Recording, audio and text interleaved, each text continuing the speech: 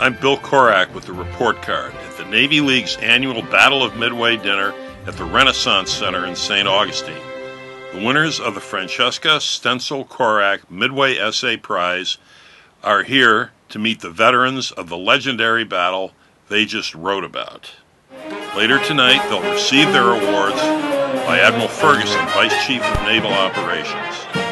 Donations for future essay contests can be made to Francesca Korak Scholarship, 406 Misty Morning Lane, St. Augustine, Florida, 32080. Can you tell me about your experience in the Battle of Midway?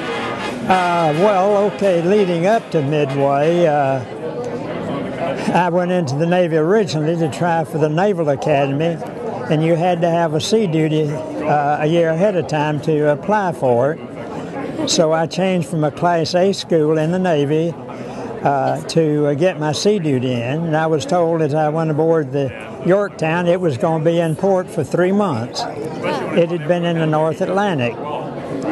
So I was transferred. So I went down and was signed to it, and I went aboard on the 13th of December.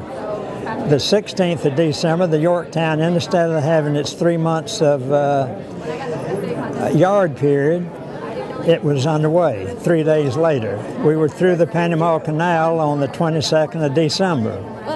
We were there at San Diego and carried Marines down, I believe Samoa there. And by the end of January, we were bombing the Marshall and Gilbert Islands. So you can see a ship that's supposed to be in dry dock is used. Yes, sir.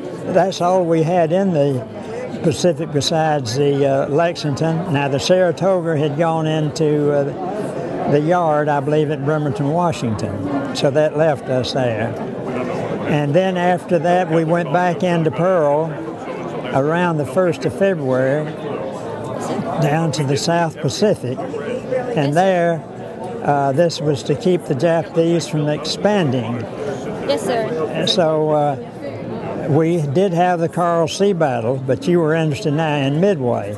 Yes, sir. But actually, you got to consider I was only 17 years old at the time. Wow, that must have been... I was for the Midway. We weren't told exactly what we were going to do when we left out of Pearl Harbor.